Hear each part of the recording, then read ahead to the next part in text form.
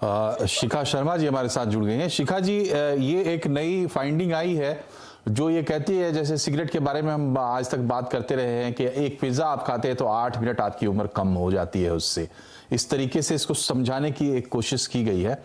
ये क्या फॉर्मूला है, क्या इसको आप लोग भी आजमाते हैं और आम लोग इसको कैसे समझें? मतलब सुनने में अजीब सा लगता है कि आप अगर एक पिज्जा खा रहे हैं तो 8 मिनट आपकी उम्र घट रही है।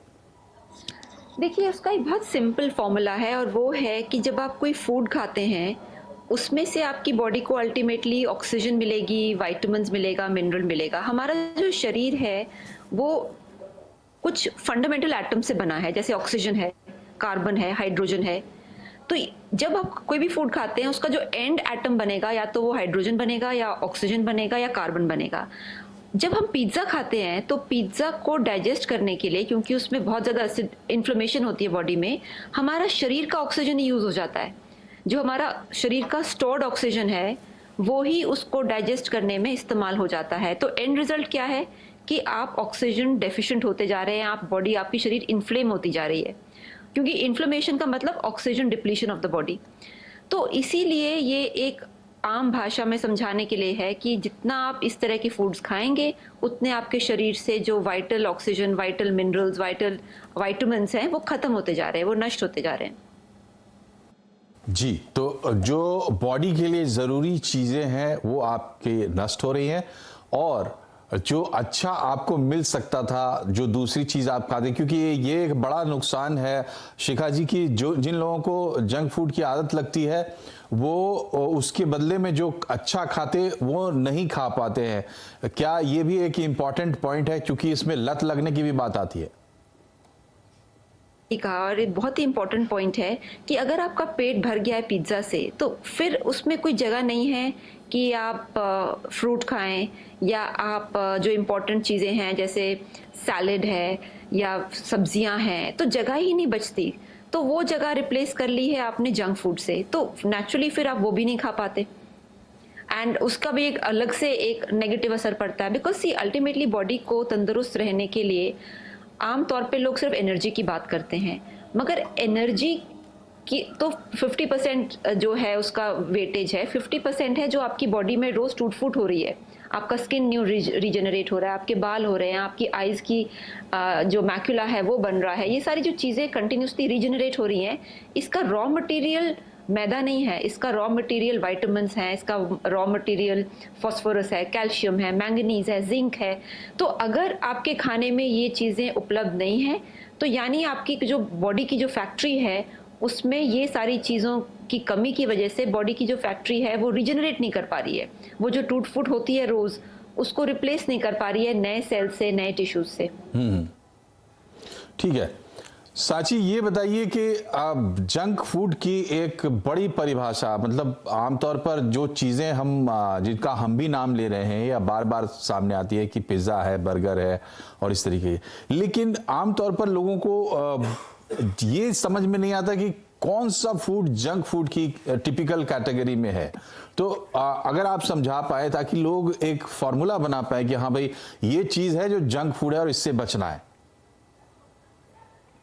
पिज्जा जो आप ऑलरेडी दिखा रहे हैं, पास्ता हो गया, जो भी मैदा या मैदा से बनी हुई चीजें हैं, क्योंकि उसमें एक तो मैदा है, इतना रिफाइंड आटा है, उसके अलावा जैसे उसका बनने का प्रोसेस होता है बहुत सारे प्रिजर्वेटिव्स ऐड करते हैं। स्पेशली हम बाहर का खाते हैं, घर का नहीं खाते। घर में जैसे होल व्हीट का बनाते हैं वो तो फिर भी सेफ होता है क्योंकि उसमें पता है आपको कि सिर्फ गेहूं का आटा पड़ रहा है, बट बाहर जो है उसमें क्या क्या पड़ रहा है आपको नहीं पता है। और इंटरनेशनल ब्रांड्स है तो वो सारे जो प्रोडक्ट्स यूज करते हैं that has lot of preservatives, क्योंकि उसका शेल्फ लाइफ ज्यादा बढ़े इसके लिए।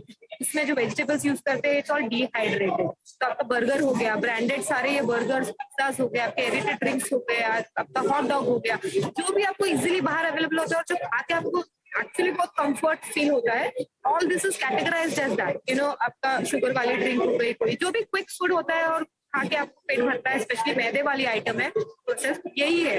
These are the ones. अगर आप सोचते हो कि इसका पिज्जा का बेस आप बाहर से ला के घर पे आप पिज्जा बना के हेल्दी खा रहे हो, वेजिटेबल्स बहुत सारे डाल के, नहीं, फिर भी आप मैदा ही खा रहे हो। तो ये सारे कैटेगरीज में आता है, सबको पता ही है जंक फूड क्या होता है। बट हाँ, इसके अलावा अगर आप हाई कार्ब्स मील भी खा रहे हो घर पे भी, जैसे आप सिर्फ रोटी रोटी रोटी रोटी खा रहे हो, सबसे ज्यादा नहीं खा रहे हो, जैसे आलू की सब्जी खा रहे हो, तो ये भी उसी टाइप का एक जी।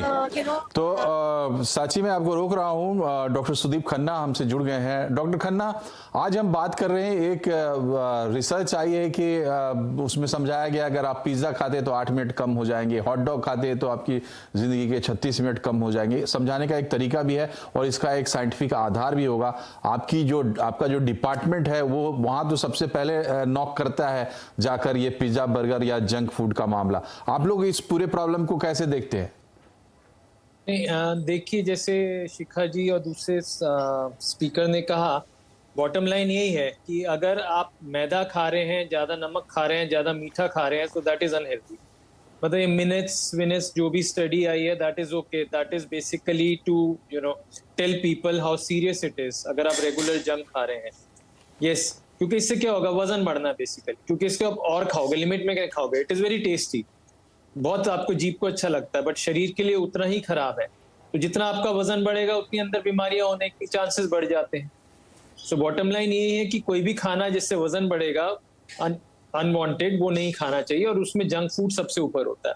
प्लस इतना ज्यादा सॉल्ट और प्रेजर्वेटिव्स होते हैं, उनसे और बीमारियां जैसे ब्लड प्रेशर, कैंसर वगैरह होने का रिस्क रहता है, नो डाउट। बट मेरा दूसरा जो इसमें स्टेटमेंट ये रहेगा कि junk food is much cheaper than healthy food, unfortunately in our country. तो क्या खाएगा बंदा जी? आप 1 किलो दाल में आपका 4 पिज्जा आ जाएंगे, सो टू से। तो मतलब someone has to take responsibility for that. We can't keep blaming कि लोग जंक खा रहे हैं। ठीक है, जो पैसे वाले खा रहे हैं उनकी प्रवाह का, गरीब आदमी जंक खा रहा है तो इसलिए खा रहा है क्योंकि उसका अच्छा खाना मिलने, उसके पास पैसे नहीं अच्छा खाना खाने। जी जी, ये बहुत इंपॉर्टेंट पॉइंट डॉक्टर साहब आपने हाईलाइट किया है कि एक पूरा कॉम्प्रिहेंसिव अप्रोच इस पर तो चाहिए ही चाहिए। कैसे आप लाएंगे बैलेंस? लेकिन डॉक्टर साहब ये बताइए कि देखिए, आम जिंदगी में भी एक स्ट्रगल चलती रहती है हर घर में, भाई जंक मत खाओ, और लोग खाते हैं क्योंकि एक बार खाने के बाद उसका स्वाद मुंह को लग जाता है, लत लगती है। तो सवाल ये है कि कौन सा वो पॉइंट है जहां पे हमें चौंकना चाहिए अपने आसपास, कि अगर आप जंक कंज्यूम भी कर रहे हैं तो कौन सा वो इंडिकेशन है जो बता रहा है कि अब आप खतरे की घंटी बजा रहे हैं? अगर आपका बेसलाइन वेट जो भी था, या जितना आपके हाइट के हिसाब से वेट होना चाहिए, बीएमआई कैलकुलेट कर लें, या आपके वेस्ट सर्कमफ्रेंस कैलकुलेट कर लें। आदमियों के लिए अगर आपकी वेस्ट 34 से ज्यादा है और औरतों के लिए अगर वेस्ट 30 से ज्यादा है, तो इसका मतलब आपको जंक नहीं खाना चाहिए। एक इनडायरेक्ट पैरामीटर है कि आप ऑलरेडी मोटे हैं और जंक से आपको और नुकसान होगा ही होगा जी। सो एक ये बेसिक पैरामीटर है।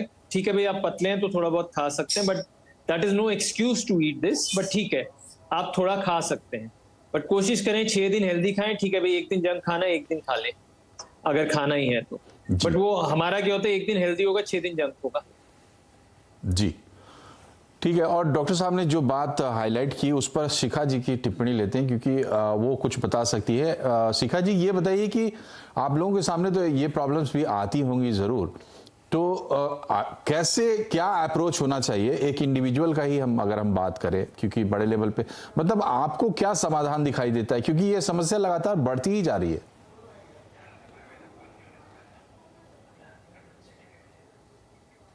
शिखा जी, आप अपने आप को अनम्यूट कर लें प्लीज।